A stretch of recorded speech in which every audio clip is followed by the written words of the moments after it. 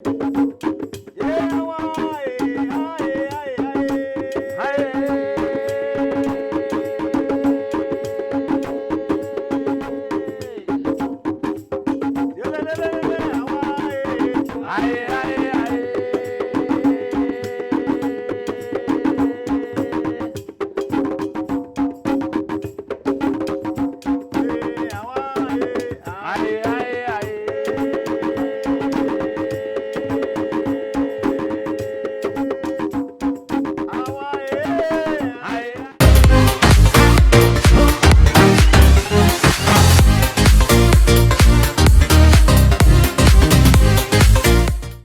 so welcome back. That amazing drumming skill is from the man known as Abass Dodoo.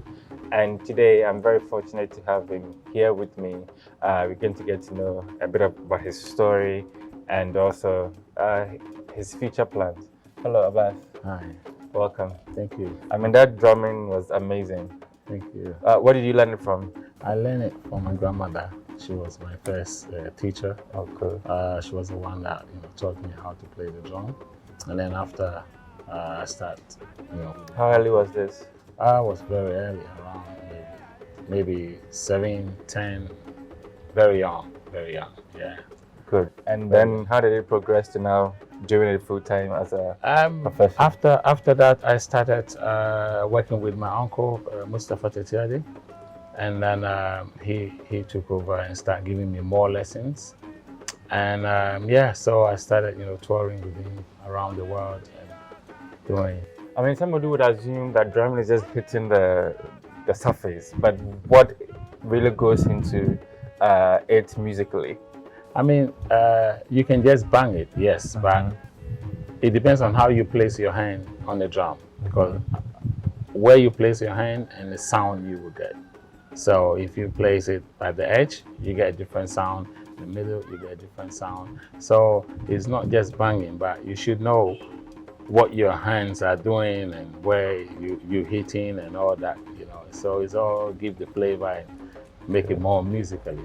So do you often perform alongside people, or is just maybe a solo performance? Because I think when drumming exists in a band, then altogether you hear you feel the music. But sometimes when you do it separately, the good thing about the lessons that I've had from my uncles, I can do it by myself. I know how to do a solo concert.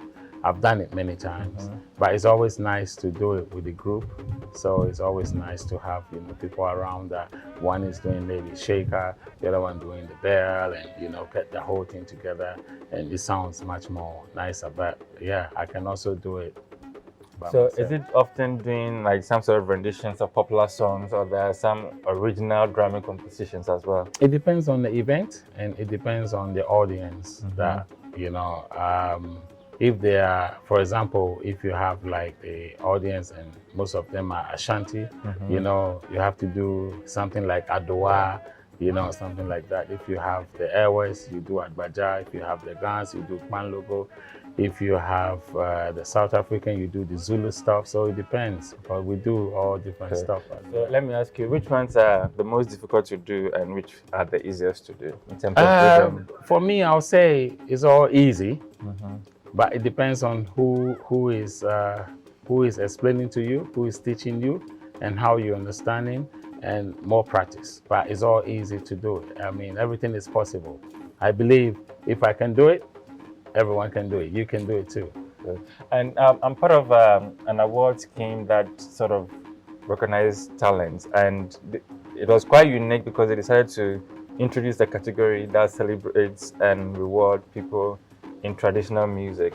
Do you think or feel that traditional music is being ignored in general in Ghana, and what can be done to solve that? I mean, I'll start by saying in Ghana here, we don't really value our culture. We don't value it, so we always ignore that part of it. That we think one would think, well, this is not a job, but this is my full-time job, and it has been my full-time job ever that I do this for a living. But people find it like, wow, like most of my interviews and stuff, when I'm telling people this is my full-time job, they don't understand how can this be a job, but it is a job. It's the same music. I mean, the high life is coming out somehow, coming out of the Pan logo, you know. So it's the same music, but we ignore the culture. And I think it would be nice that in the future they will, you know, do more for the traditional drummers, you know, and put them on a bigger stages in Ghana for them to be recognized. Talking about bigger stages, you've had some big stage. I mean, you performed for the Queen. I want you to tell us how that happened, and then you also let us know some of your highlights so far. That was one of my best, and how it happens. I always say I don't know a lot. I'm not the best drummer, but the little that I know, one thing that I know is I do it well. I don't call myself a master. I call myself a luckiest drummer to have the opportunity. I mean, living in London, the little that I know, I do it so well. So when they were looking for African drum, you know, they found me online for the first time, and then they called me and said, oh, they want me to do the event for the royal family. And I said, yeah, I'd love to do it. But my first royal family event was the Golden Jubilee. That was my first. I did that with Ajido, and I mean we play in the palace itself. That was my first one. And then, but this time around, they contacted me because I wasn't with Ajido anymore. I was on my own, so they contacted me and I said, yeah. And since then, just one phone call, what they wanted, I delivered so well that they keep coming. They keep coming. They keep coming. So you're like the official drummer. So mainly, yeah, I would say if they're looking for any African flavor in the palace or outside the palace or around the palace, yes. Do you feel there's an appetite for that African culture there more than perhaps here? Because, like I said previously, it's like it's neglected, and you have it as a full-time job. Probably in Ghana, if you have it as a full-time job, it will be difficult for you to survive. Very difficult. So do you feel there's that kind of appetite out there more? And how do you sort of grow your business around what happens there in the UK particularly?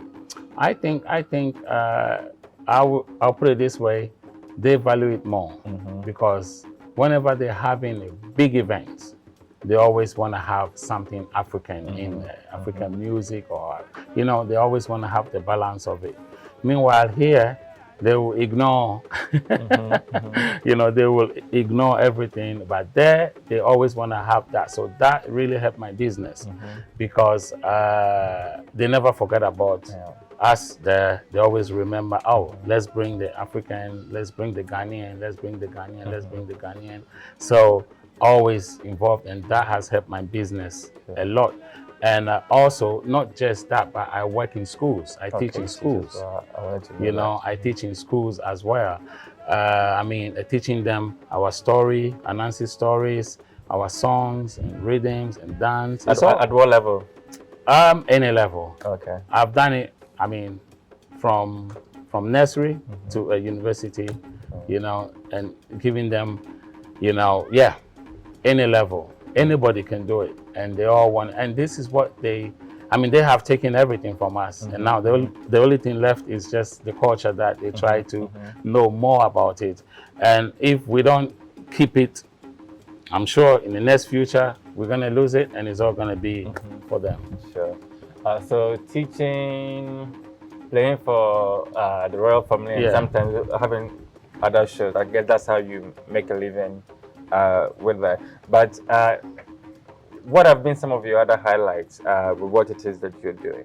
I do also a corporate events, and my highlight, the main highlight is like doing work with Ginger Baker.